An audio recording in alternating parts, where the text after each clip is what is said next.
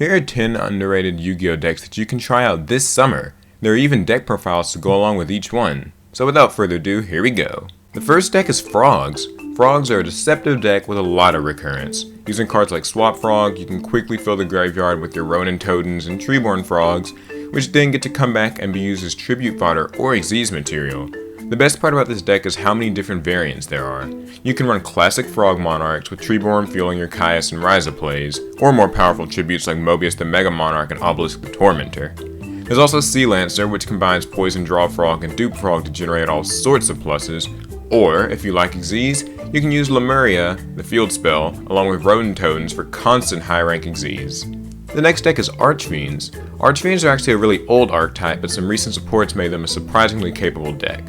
Archfiend Emperor is a flexible boss monster that can be combined with cards like Skill Drain to make it a double threat, and the Pal Labyrinth field spell quickly summons monsters from the deck. Harris quickly sets up your plays, and Archfiend Commander gives you the potential to make rank 6 Xyz. Lastly, don't forget that this is one of the few decks that actually has access to its own themed brain control card in the form of Falling Down, which you can run 3 copies of. The next deck is Noble Knights. If you're a fan of warriors, equip spells, and truly amazing artwork, then the Noble Knights might be the deck for you. It's often overlooked for being inconsistent, but cards like Boards and Medrock can get you to your monsters and equip spells alarmingly quickly, and any of your knights quickly become a threat once they're equipped with a few noble arms, especially the Xyz King Artorias. A few popular tech cards for the deck include Kaiser Colosseum and Vanity's Emptiness, which, when used behind an armed Artorias, can severely limit your opponent's options.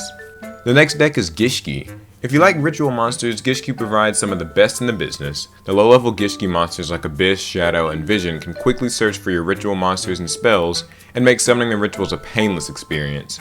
Ghostricks puts cards from your opponent's hand straight back into the deck, and Soul Ogre and Zale Gigas both do the same thing from the field. Plus, you can combine the deck with Hieratic monsters for easy rank 6 Xyz, namely Constellar Ptolemy M7, which can recycle your rituals and put pressure on your opponent at the same time. Next up is Spirits. Believe in them or not, Spirits make for a competent Yu-Gi-Oh deck. With the release of new support, the deck's more consistent than ever, capable of keeping hand advantage and making rank 4 Xyz really easily. Aratama searches more spirits from your deck, and Nikotama grants you additional summons each turn. Izanami recycles your used spirit monsters, and Resetsu and Yaksha handle the job of card removal from your opponent. The best part about the deck is that there are dozens of spirit monsters that you can experiment with, and they all have different effects and powerful ones too. The next deck is Ghostricks. Unfortunately, they're more famous for making appearances in other more popular decks, but the pure deck alone is still something to be acknowledged. Some people call it a gimmick, but the deck actually offers a lot of control, able to cut off your opponent's plays and still make some huge advantage. Spectre, Lantern, Mary, and Jack Frost all provide enough battle protection to save you for days, and can make rank 1 Xyz like Ghostrick Dullahan. Ghostrick Yangshi allows for repeated searching and pluses, and the deck has a choice of 2 different field spells that both limit your opponent's options. Ghostrick Scare acts as a mass Book of Moon, and taking cards like Swords of Concealing Light can pin your opponent down so much that they'll be scared stiff. Then we've got Raccoons. Raccoons are a fairly new deck, but they're full of fun. If you ever wanted a beast deck with a lot of potential, this should more than suffice. Baby Raccoon Ponpoko nets you any low-level beast monster from your deck in face-down defense position, namely Tantan, which then summons yet another low-level beast. You're then able to summon the rank 2 Sendayu, which can make tokens that not only have high attack power, but also make him immune to destruction. For more fun, try experimenting with different low-level beasts. A lot of them have really powerful effects like Kalantoso, Raikou, Wind-Up Kitten, and Sea Koala. You can further the antics with cards like Junk Synchron, which makes synchros like Junk Warrior and Frozen Fitzgerald. Coming up next is Mecha Phantom Beasts. When you think Mecha Phantom Beast, Dracosack's usually the only thing that comes to mind, but the actual archetype has some serious potential too. As long as tokens are around, almost every Mecha Phantom is immune to destruction, gains increased levels, and can use the tokens to activate even more effects.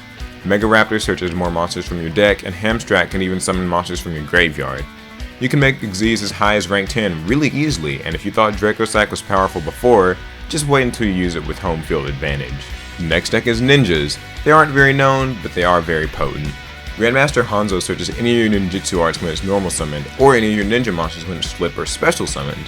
This makes the foundation of an extremely flexible deck. Ninjutsu art of both Transformation and Super Transformation let you get creative and summon all sorts of powerful monsters straight from the deck. If that's not enough, Upstart Golden Ninja can summon your henchmen straight from the deck too. You can even tech cards like Magic Planner to make use of your used ninjutsu arts. Ninjas are a deck with a lot of creative potential, and they just need a good player to bring it out. And finally, we've got Gym Knights. If you like to fusion summon and OTK your opponent, Gym Knights are another cool underrated pick. Gym Armadillo and Gym Turtle search out your monsters in Gym Knight Fusion respectively, and Gym Knight Fusion can be reused repeatedly to create fields of multiple giant fusion monsters.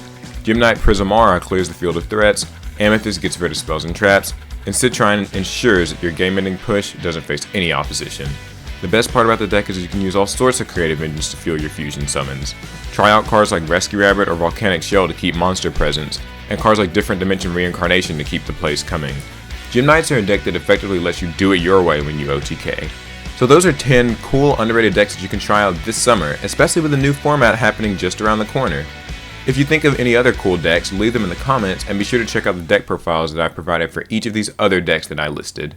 Hope you enjoyed the video, and be sure to subscribe for more great Yu-Gi-Oh content and share this video with your friends. I'll talk to you guys later.